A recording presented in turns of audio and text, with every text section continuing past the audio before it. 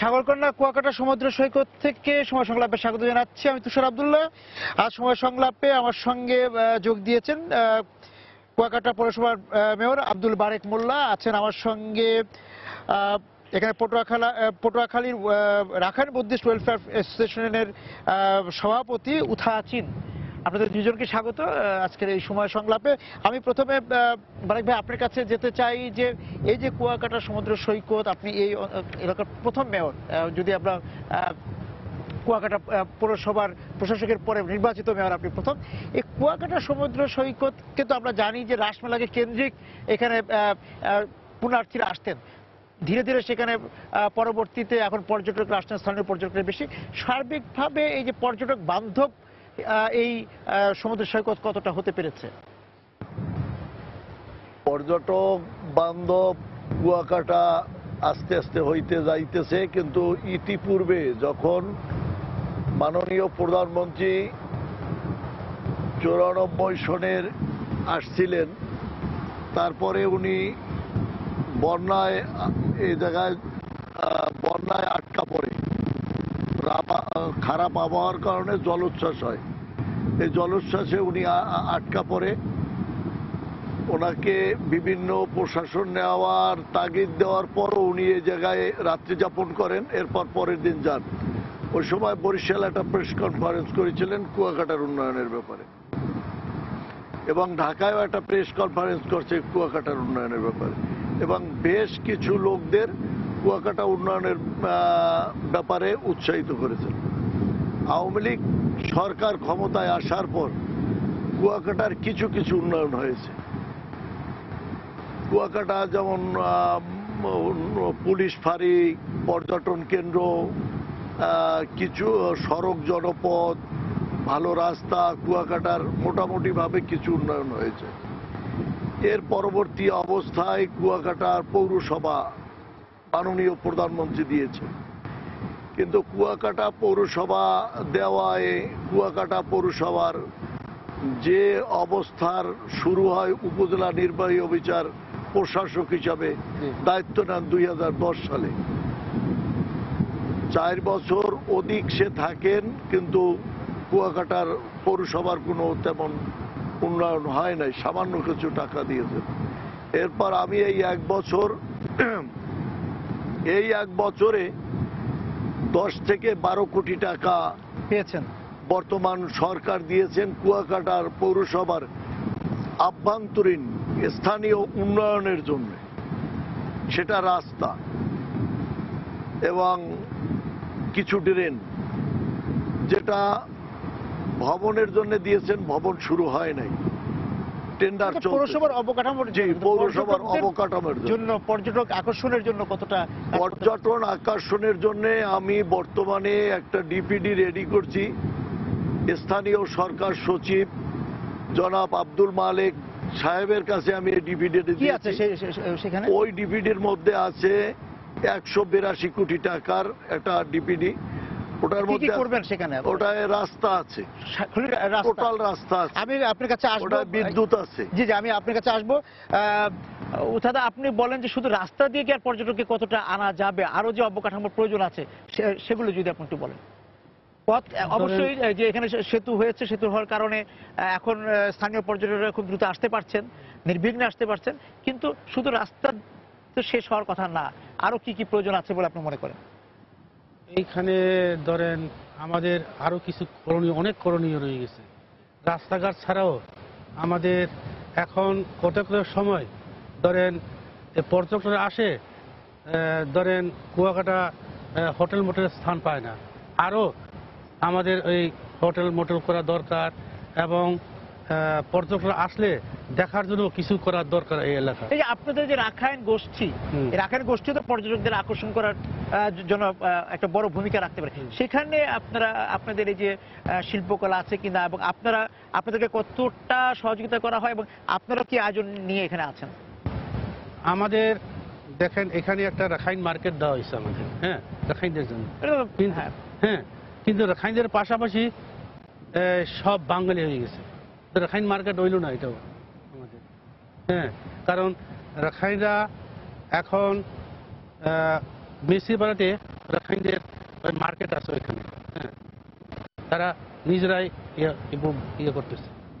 না, কিন্তু এই যে আপনাদের সাংস্কৃতিক যে কর্মকাণ্ড, শুধু তো পণ্য কেনা বেচার বিষয় না। না, সাংস্কৃতিক ধরেন আমাদের বিলুপ্ত পথে, হ্যাঁ, যেমন আমরা আমাদের পাড়ায় কিছু সাংস্কৃতিক দল আছে, এগুলিকে কিছুটা কিছু ইয়ে করে রাখছি, কিন্তু আমাদের সংস্কৃতির জন্য আমাদের ধরেন বাদ্যযন্ত্র নাই, হ্যাঁ, পোশাক নাই, প্রশিক্ষণ নাই। তো আমরা নিজেরাই এটা টুকটাক করি, হ্যাঁ। সরকার কোনো কর্মকর্তা যদি আসে এখানে, তো আমাদেরকে মেয়েদেরকে আনায় কিছু নাচ দেখা, এই। আচ্ছা, আমাদের তো কোনো উন্নতি হয় না। না, সেটা তো মানে কিন্তু নিয়মিত কোনো চর্চা নেই। না, নিয়মিত চর্চা নাই। আমাদের চর্চা করার জন্য একজন শিক্ষক লাগবে, শিক্ষকও নাই আমাদের।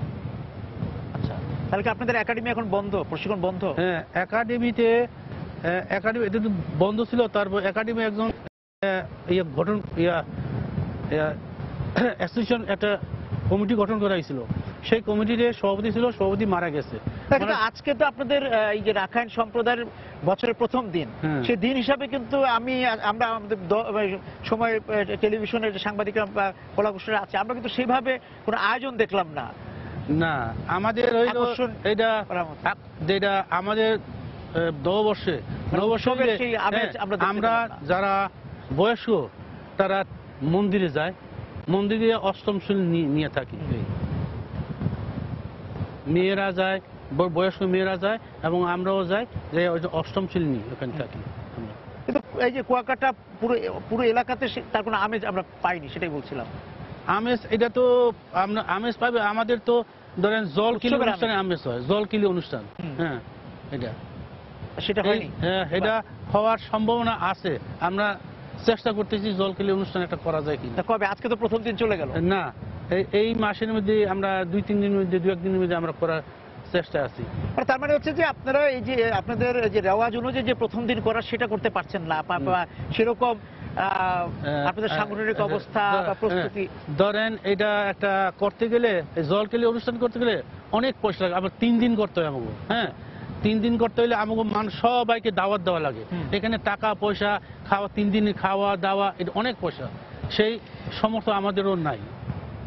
এই যে মানে এই পৃষ্ঠপোষকতার জায়গা থেকে বারেক ভাই আপনার কাছে আসবো, যে পৌরসভায় এই যে রাখাইন সম্প্রদায়ের যে কৃষ্টি, তাদের যে সংস্কৃতি, সেখানে পৌরসভাও কোনো ভূমিকা রাখতে পারে কিনা, যেটা উঠাদা বললেন যে তাদের সক্ষমতার যে ঘাটতির জায়গাটা বলেন, সেটা নিয়ে আপনার কাছে একটু জানতে চাবো।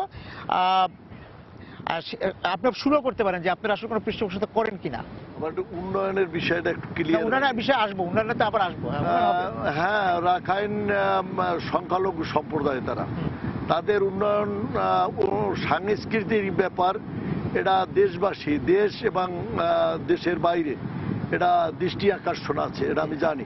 আমি পৌর মেয়র হিসাবে তারা যে কোনো অনুষ্ঠান করলে তাদের এই অনুষ্ঠানে মোটামুটিভাবে এই ক্ষুদ্রতম পৌরসভার মধ্যে তাদের যতটা দেওয়ার এটা আমরা চেষ্টা করি বা করব। আপনার পরিকল্পনার কথা শুনবো, আপনি উন্নয়ন নিয়ে অনেক কথা বলতে চাচ্ছেন। আমরা একটু বিরতিতে যাব, ফিরে এসে দুজনের কাছে আবার যাব। উঠাদা, আপনাকে দিয়ে শুরু করতে চাই। আমরা কথা বলছিলাম এই বিরতির মাঝখানে যে এখন তো আসলে সাগরে ভাটা চলছে, কিন্তু জোয়ারের সময় উত্তাল সমুদ্র, এবং এই যে এখানে বাঁধ ভেঙে যাওয়ার কথা আপনি বলছিলেন, আমরা বনের কথা বলছিলাম যে বন রক্ষা করা যাচ্ছে না, এই জায়গা নিয়ে আপনি আলোচনাটা শুরু করতে পারেন। আমার মতামত যেটা, যদি বাঙ্গন রক্ষা করতে হয় তাহলে এই সাগরে ধরেন জাহাজ ডুবাইতে হইবে। জাহাজগুলি যদি ডুবাই দেয় তাহলে ওই ইয়ার সময় ঢেউ আসবে, জাহাজে আসবে, জাহাজে সব বালি ভরে যাবে, তখন আস্তে আস্তে উঁচু হয়ে যাবে, তখন আর ঢেউ এদিকে বেশি আসতে পারবে না। কিন্তু এখন থেকে আমরা যদি গঙ্গামতি চর থেকে সেই আন্ধারমারি পর্যন্ত দেখি যে বন ভেঙে যাচ্ছে, বাঁধ ভেঙে যাচ্ছে, এবং গাছের আমরা গুড়ি দেখতে পাচ্ছি, গাছ উজাড় হয়ে যাচ্ছে, সেখানে বন বিভাগ কি কাজ করছে বা পানি উন্নয়ন বোর্ড এই বাঁধ রক্ষায় কি কাজ করছে? এখন তো দেখি না তো কিছু। হ্যাঁ, এখন তো কাজ তো দেখি না কিছু। ও, কাজ দেখেন না? কাজের সঙ্গে উন্নয়নের সঙ্গে তো বারেক ভাই জড়িত, বারেক ভাইয়ের কাছে জিজ্ঞাসা করি কি অবস্থা। বিষয় যে গত 3 বছর ধরে এটা গবেষণা চলছে, চলার পর এটা ইন্ডিয়া এবং বিভিন্ন দেশ থেকে বিশেষজ্ঞ আসছে। বিশেষজ্ঞ আসার পর এটা স্থায়ীভাবে কিছু করতে হলে অনেক অর্থের দরকার। বর্তমানে এটা পানি উন্নয়ন বোর্ড জিওটেক্স দিয়া, এটা এই যে জায়গায় আমরা বসা আছি তারও একটু পূবে থেকে প্রায় 4.5 কিলো, টোটাল 4.5 কিলো 200 কোটি টাকার একটা প্রকল্প হাতে নেছে। এটা সম্ভবত এখন প্ল্যানিং কমিশনে চলে গেছে। প্ল্যানিং কমিশনে চলে গেছে, 2-3 মাসের মধ্যে এটা টেন্ডার হওয়ার সম্ভাবনা আছে বলে মনে করা যায়। যদি ওইটা আবার ওই যে জিওটেক্স দিয়া ভিতরে পাথর দিয়া ওইটা উপরের দিকে কাপড়ের মতো উঠতে যাইবে, তাতে এই যে বালিটা যে ধুয়ে যাইতেছে এই বালিটা ধুয়ে যাবে না, এবং বাহির থেকে যে বালুটা আসবে এই বালুটা যেতে পারবে না। তো এই জায়গায় এইভাবে ইন্ডিয়ার এবং ভারতের এবং বিভিন্ন দেশে দেখা গেছে ওই জিওটেক্স দিয়া যে বেরিবারটার সংরক্ষণ, বালু সংরক্ষণ করে, এটা এখন শেষ ভাটার চেয়ে তো আরো 20-30 বা 50 ফিট দূর থেকে ওইটা হবে, উপরে 100 বা 200 ফিট ওইটা উপরে উঠবে। আজকে আমি নিজেও দেখছিলাম যে অনেক জায়গায় এই যে বাঁধ ভেঙে গেছে এবং বাঁধের ওপারে যেই পর্যটন কেন্দ্রগুলো হয়েছে সেটাও কিন্তু হুমকির মুখে পড়ে গিয়েছে এখন। তো হ্যাঁ, এখন সর্বশেষ এই জিওটেক্স দিয়া যে এই বন বিভাগ বা পর্যটন কেন্দ্র রক্ষার এইটাই শেষ সম্বল বা শেষ অবস্থা। এটা হচ্ছে সাগর পারের অবস্থা, সাগর বীজের অবস্থা। আর উপরে যে পানি উন্নয়ন বোর্ডের যে রাস্তাটা আছে, এই রাস্তাটা বর্তমানে পানি উন্নয়ন বোর্ড রাস্তার উপরে 5 ফুট উঁচু করবে। ওইটার লেভেলিং এ যেটা আসে ওইটার উপর থেকে তারা 450 কোটি টাকার একটা প্রকল্প হাতে নিয়েছে। ওইটা যারা রাস্তার উপরে যারা আছে তাদেরকে সরানোর জন্যে কিছু টাকা দেবে, ওইটার জন্যে হয়তো 1 মাসের মধ্যেই ওইটা ব্যবস্থা নেবে বা 2-3 মাসের মধ্যেই ওইটার কাজও আরাম বইবে বলে আমাদের জানাই। আপনার একটু উঠাদার কাছে যেমন নিরাপত্তা নিয়ে যে পর্যটকরা আসেন তাদের নিরাপত্তা নিয়ে যদি আপনার কথা বলেন, এখানে পর্যটন পুলিশও হয়েছে 2015 সাল থেকে। এখন আগে তো নিরাপত্তা ছিল না, এখন পর্যটনের জন্য খুব নিরাপত্তা। আচ্ছা, যে পুলিশের যখন আসছে এখন নিরাপত্তাই চলতেছে, এখন কোনো আর সেই নিরাপত্তা নিয়ে ভাবার কিছু নাই। না, নিরাপত্তার ভাবার কিছু। এবং এখানে আমরা আলোচনা করছিলাম যে সেই গঙ্গামতি থেকে আন্ধারমানিক পর্যন্ত যে এত বড় সমুদ্রের সৈকত, সেখানে এই পর্যটন পুলিশের যে এখন সক্ষমতা, তারা কতটুকু নিরাপত্তা দিতে পারছে? নিরাপত্তা বর্তমানে, পূর্বে থানা পুলিশের নিরাপত্তা ছিল কলাপাড়া থানার নিরাপত্তা দিত আওতায়। এরপর যেটা হয়েছে, থানা হয়েছে মহিপুর, এ জায়গা থেকে 6 কিলো দূরে, 7 কিলো দূরে। তারপরও মোটামুটি নিরাপত্তা চলছে। কুয়াকাটা এখন বর্তমানে টুরিস্ট পুলিশের আওতায়, এটা মোটামুটি ভাবে ভালো নিরাপত্তার মধ্যেই Kuakata sea beach, Kuakata tourist, কুয়াকাটার স্থানীয় মানুষ আছে। কিন্তু টুরিস্ট পুলিশের যে জনবল আছে, যে লোক আছে, এর চেয়ে দ্বিগুণ লোক বাড়ানো দরকার। কেন পর্যটন এরিয়াটা শুধু কুয়াকাটার মধ্যে সীমাবদ্ধ না, এর বিভিন্ন স্পট আছে, দুলারচর আছে, কাউয়ারচর আছে, গঙ্গামতি আছে, পূর্বে লেবুর বন আছে, বিভিন্ন 5 থেকে 7টা স্পট আছে। এই 7টা স্পটে যদি 5 জন করে ও লোক যায় তাহলে 35-40 জন লোক লাগে। এনে 50 থেকে 60 বা 70 জন জনবলের দরকার টুরিস্ট পুলিশের, সে জায়গায় তো তার অর্ধেক আছে। পর্যটকদেরকে আকর্ষণ করার জন্য এই যে আমরা যখন আলোচনা করছিলাম, আপনি বলছিলেন যে এই যে এখন তো এই যে ভাটার সময় আসে, এই যে নভেম্বর-ডিসেম্বরের দিকে আসে, কিন্তু বর্ষার মৌসুমে কিন্তু পর্যটককে আকর্ষণ এখানে টেনে আনবে, সেটা বলছিলেন। আলোচনায় যেতে চাই এখন উঠাদা আপনাকে দিয়ে, যে আমরা বেশ কয়েক বছর আগে থেকেই দেখছি প্রায় যে এই কুয়াকাটাকে ঘিরে অপরিকল্পিত আবাসন স্থাপনা, আবাসিক এলাকা, হোটেল, রেস্টুরেন্ট, নানা কিছু অপরিকল্পিতভাবেই হচ্ছে। সেটা নিয়ে যদি আপনি একটু বলেন। এখানে তো গঙ্গামতি এবং এই কুয়াকাটা তো অপরিকল্পিতভাবে অনেক হয়েছে। হ্যাঁ, এটাকে বললেও এটাতে সরকার তো কোনো পদক্ষেপ দিতেছে না। এগুলি সরকার পদক্ষেপ নেওয়া উচিত। যেগুলি অপরিকল্পিত হয়েছে এগুলি সরকার পদক্ষেপ নেওয়া উচিত। এগুলি কিভাবে হচ্ছে? মানে এই জমিগুলো কার, কিভাবে তারা এবার শুনেন, এগুলি তো এই এলাকা ছিল রাখাইনদের জমি। হ্যাঁ, এই এলাকা ছিল রাখাইনদের জমি। এখন জমির কথা বলতে গেলে কিছু যে আইনের সম্বন্ধে বলতে হবে। আমাদের প্রজাস্বত্ব একটা আইন আছে 1950 সালের 97 ধারা। 97 ধারা অনুযায়ী আমরা জমি বিক্রি করতে হয়। হ্যাঁ, পারমিশন 97 ধারা অনুযায়ী আমরা পারমিশন করে জমি বিক্রি করতে হয়।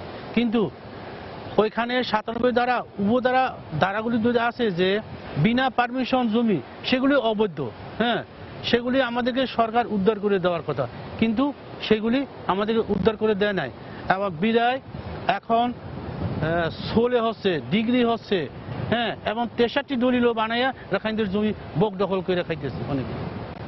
তাই এই যে সব জমি কি রাখাইনদের জমি, যে গঙ্গামতি থেকে আমরা হ্যাঁ, সব রাখাইনদের জমি, এই এলাকার সব রাখাইনদের জমি। আচ্ছা আচ্ছা, এবং সব জমি দখল হয়ে গিয়েছে সব, আপনারা বলছেন। এবং সেখানে যে আবাসন এলাকা হচ্ছে, বড় বড় হোটেলের আমরা দেখলাম সাইনবোর্ড দেখলাম, এখন হয়নি অনেক কিছুই। আমি এই জায়গাটা নিয়ে বলবো বারেক ভাই, যে যেটা উৎসাদা বললেন যে রাখাইনদের জমি দখল হয়ে এখানে অপরিকল্পিত ভাবে স্থাপনা তৈরি হচ্ছে, সেটা নিয়ে যদি আপনি আমার একটু মূল উন্নয়নের কথাটা একটু পিছনে রয়ে গেছে, এই সময়টুকু না এর সঙ্গে আপনি যোগ করতে পারবেন না। তো আপনি কি অবদার ভেরিবাদের ভিতরের কথা বলছেন না বাইরের কথা বলছেন? ভিতর বাইরে দুটোই বলেন আপনি একদম। ভিতর হয়েছে প্রাইভেট ল্যান্ড, আর বাইরটা হয়েছে সরকারের নিজস্ব ল্যান্ড, বাংলাদেশ গভর্নমেন্টের নিজস্ব ল্যান্ড। তো বেদখল বলতে তো মানুষ ঘর দরজা, গরিব মানুষ অনেকে ঘর দরজা তৈরি করে মানে প্রতিষ্ঠানকে আবাসন আর এই যে জায়গায় বসা আছি এই সংলগ্ন একটু উপরে অবদার ভেরিবাদের ভিতরে এটা কাগজপত্র সৃষ্টি করে তারপর তাদের বড় বড় লোক কোম্পানির কাছে এটা বিক্রি করছে। কিন্তু তারা বিক্রি করলো কিছু সংখ্যক খারাপ চরিত্রের লোক যারা কাগজপত্র সৃষ্টি করে। কিন্তু এই জমিটা অবদার ভেরিবাদের যে জমি, এই জমিটা সবই সরকারের, এবং এই নিয়ে কয়েকশো একর জমি সরকারের। তাই যে রাখাইনদের পক্ষ থেকে যেটা বলা, রাখাইনদের পক্ষের জমিটা সব অবদার ভেরিবাদের বাইরে না, সেটা অবদার বেরিবেদের বাইরে আছে সামান্য কিছু, কিন্তু অবদার বেরিবেদের ভিতরে তাদের জমি। এটা রাখাইনরা বলতে পারে বা হইতে পারে, সেটা হচ্ছে সব না। ঠিক আছে, গঙ্গামতির ওদিকে যে আবাসন কোম্পানিগুলো যে দখল করে ফেলেছিল, আমরা তাদের অনেক সাইনবোর্ড দেখেছিলাম, সেগুলোর কি অবস্থা? সেখানে তারা কিভাবে গেল? এটা অবদার বেরিবেদের বাইরে, যেটা গঙ্গামতির উত্তর দিকে কাউয়ারচর দিকে, জি কাউয়ারচর এরিয়ায় কিছু জমি আছে, অনেক জমি আছে অবদার বেরিবেদের বাইরে, প্রাইভেট ল্যান্ড, কিন্তু ওই ল্যান্ডের মালিকের কোনো খোঁজ খবর পাওয়া যাইছে। আমি তো ওদের কাছে যাই, যে যেটা বারেক ভাই বললেন যে আসলে এটা ভিতরের জমিটা বিক্রি হয়েছে, হ্যাঁ আসলে কি তাই? আপনারা বিক্রি করে দিয়েছেন না দখল? শোনেন, বিক্রি করতে গেলেই তো আমাকে পারমিশন নেওয়া লাগে, পারমিশন তো বিক্রি করতে পারে। আপনারা অনুমোদন দেননি, তারপরে বিক্রি হয়ে গিয়েছে? হ্যাঁ, অনুমোদন হয়েছে কিনা এখন তো আপনারা ওই চেয়ারম্যান সাহেব বললো না যে কাগজ বানায়, অনেকে অনেক রকম কাগজ আজকে 63 দলিল বানায়, তারপর 16 ডিগ্রি বানাইয়া এইসব দিয়ে করতে।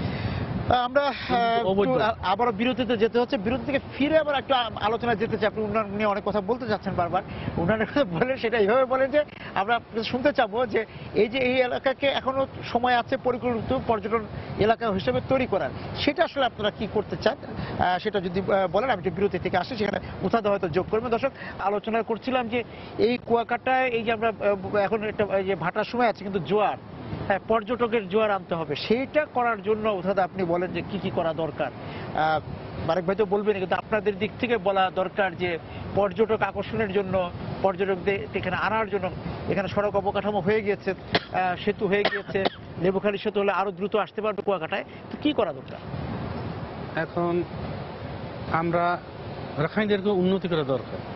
হ্যাঁ, অনেকে পর্যটক আসে, রাখাইনদের দেখতে আসে, প্রত্যেক পাড়া রাখাইনদেরকে দেখতে আসে, এবং রাখাইনদের উন্নতি করা দরকার।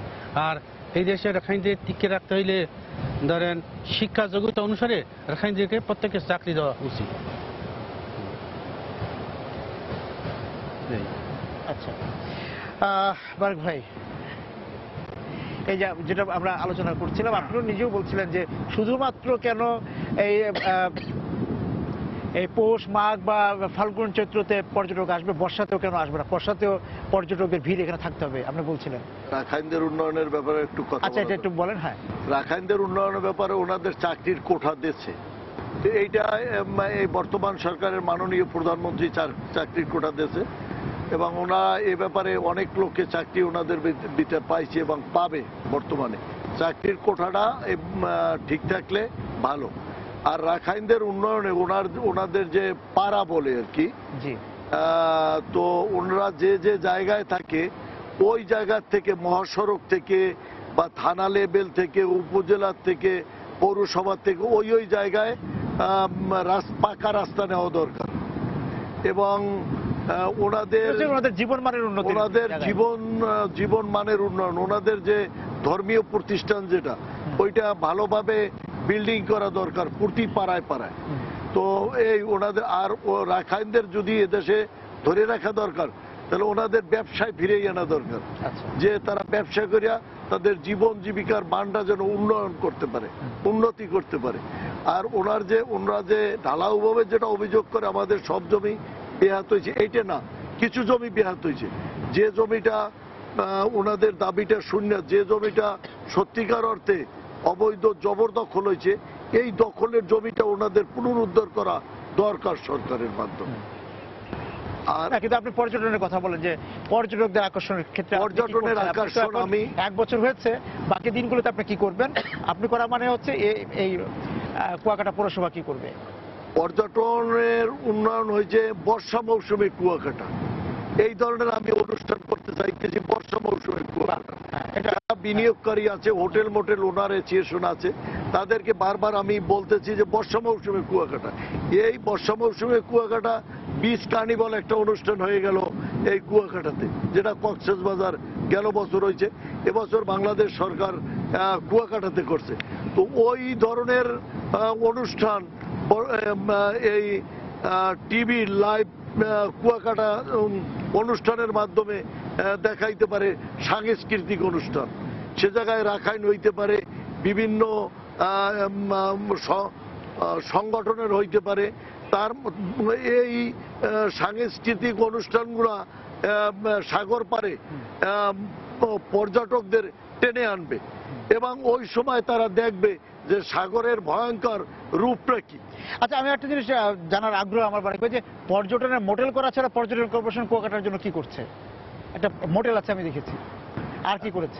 আর কিছুই করে নাই। কুয়াকাটা একটা মোটেল আছে 2টা, আর কুয়াকাটা তেমন কিছু করে নাই এবং পর্যটন কর্পোরেশনের মাধ্যমে এ জায়গার তেমন কোনো উন্নয়নও তাদের নাই। আচ্ছা, তা সেই জায়গা থেকে পর্যটন কর্পোরেশন এবং পৌরসভা কি একযোগে কাজ করার কোনো পরিকল্পনা আছে নাকি? পৌরসভার উদ্যোগ আছে যে কুয়াকাটার উন্নয়নে যে কেউ কাজ করবে, আজকের আপনিও যদি বিনিয়োগ করতে চান এবং কাজ করতে চান শহর উন্নয়নের ব্যাপারে, সাগর প্রোটেকশনের ব্যাপারে, পদ্মার বেড়িবাঁধের উন্নয়নের ব্যাপারে, পর্যটনের উন্নয়নে, তাহলে এ জায়গায় পৌরসভার তারপরে হচ্ছে আপনি কুয়াকাটায় প্রতি ঋতুতে নানাভাবে কুয়াকাটাকে আনতে চান, বর্ষা আসুক, শীত আসুক, শরৎ আসুক, কুয়াকাটাকে দেখাতে চান নানা রূপে, নানা ঋতুতে। নিশ্চয়ই সেই ক্ষেত্রে উঠা দ্বারাও দৃষ্টিকে ধরে রেখে পর্যটককে আহ্বান করবে। আমাদের শেষ করতে হচ্ছে আজকের অনুষ্ঠান। দর্শক, আজ ছিল সময় সংলাপের 1137তম পর্ব এবং আপনাদেরকে জানিয়ে রাখি যে আগামীকাল থেকে আমরা এই সময় নিয়মিত সময় সংবাদ প্রচার করব। সময় সংলাপ আজকে মতো শেষ হচ্ছে, আগামীকাল থেকে সময় সংবাদ প্রচার হবে এই জায়গাতে। আপনাদের কাছে বিদায় দিচ্ছি এবং যারা এই এতদিন সময় সংলাপের সঙ্গে ছিলেন আপনাদের প্রতি কৃতজ্ঞতা, কলাকুশলীদের প্রতি কৃতজ্ঞতা। দেখা হবে আগামীতে নতুন আয়োজনে। সবাই সুন্দর থাকুন।